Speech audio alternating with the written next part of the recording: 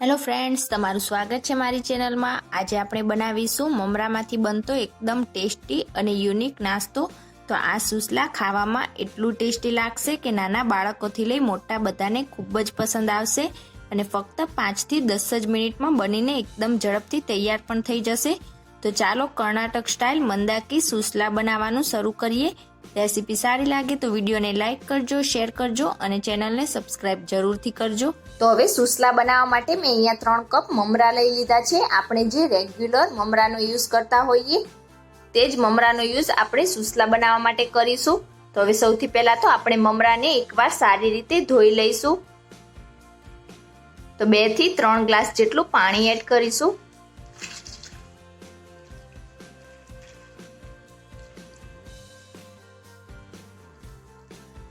અહીંયા મમરાને આપણે વધારે સમય સુધી પાણીમાં પલાળી નથી રાખવાના। આ રીતે પાણી એડ કરીને બધા જ મમરાને હાથથી આ રીતે ઉપર નીચે કરી લઈશું।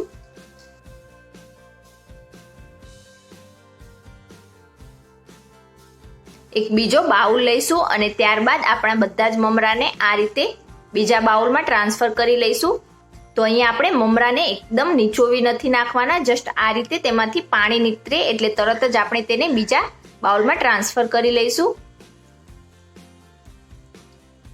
આ જ રીતે બધા જ મમરા નિતારીને આપણે બીજા બાઉલમાં નીકાળી લઈશું।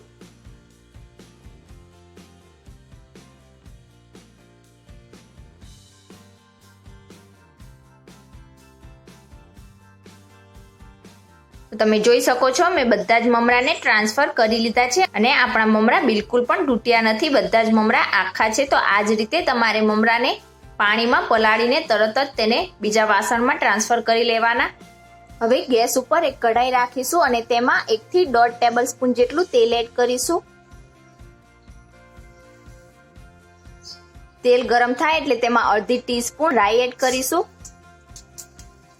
સાથે જ અડધી ટીસ્પૂન જીરું એડ કરીશું।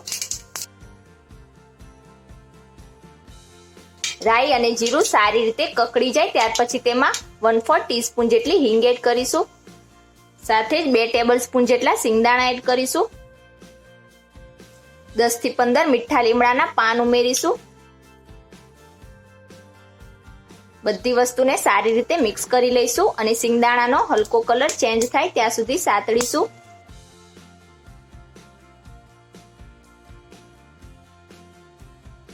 તો અહીંયા આપણો સિંગદાણાનો હલકો કલર ચેન્જ થઈ ગયો છે। તો હવે તેમાં 1 નંગ ઝીણી સમારેલી ડુંગળી એડ કરીશું। ડુંગળીને પણ આપણે 1 થી 2 મિનિટ માટે સાતળીશું।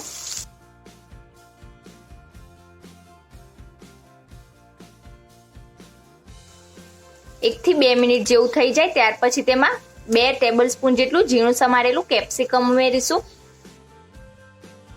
કેપ્સિકમને પણ આપણે 1 થી 2 મિનિટ માટે સાતળીશું।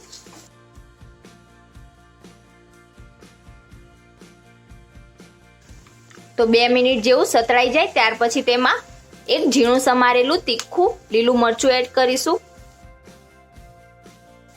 સાથે જ અડધી ટીસ્પૂન આદુની પેસ્ટ ઉમેરીશું। બંને વસ્તુને સારી રીતે સાતળીશું।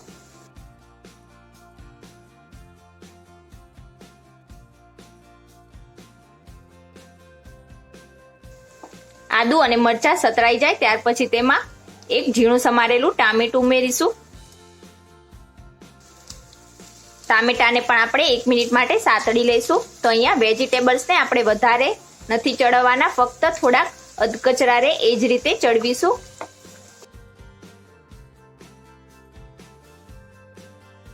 તો 1 મિનિટ જેવું થઈ જાય ત્યાર પછી આપણે જે મમરાને પલાળીને નિતારીને તૈયાર કરેલા તે ઉમેરીશું।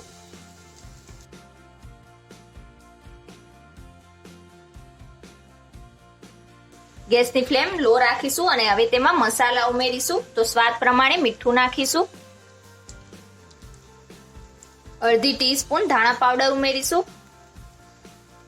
અડધી ટીસ્પૂન કરતા થોડુંક ઓછું લાલ મરચું પાવડર ઉમેરીશું, અડધી ટીસ્પૂન હળદર ઉમેરીશું। આપણા સુસલામાં ખાટો મીઠો ફ્લેવર આવે તેના માટે અડધા લીંબુનો રસ ઉમેરીશું, 1 ટીસ્પૂન ખાંડ ઉમેરીશું, હવે બધા જ મસાલાને આપણે સારી રીતે મિક્સ કરી લઈશું અને એકદમ હળવા હાથેથી મમરાને અને બધા જ વેજીટેબલ્સને પણ આપણે મિક્સ કરીશું.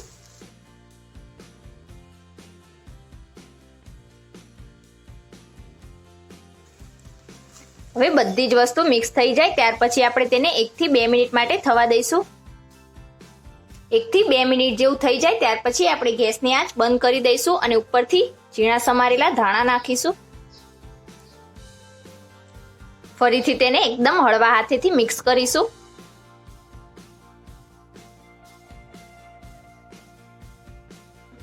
તો અહીંયા આપણા સુસલા બનીને એકદમ તૈયાર છે. તો હવે તેને સર્વિંગ પ્લેટમાં નીકાળી લઈશું. તો તમે ક્યારે આ રીતે સુસલાની રેસીપી ટ્રાય ના કરી હોય તો એકવાર જરૂરથી ટ્રાય કરજો, બહુ જ ટેસ્ટી લાગશે. ઉપરથી આપણે થોડીક ઝીણી સેવ સ્પ્રિંકલ કરીશું. તો આજની મારી રેસીપી તમને કેવી લાગી એ મને કમેન્ટ કરીને જણાવજો.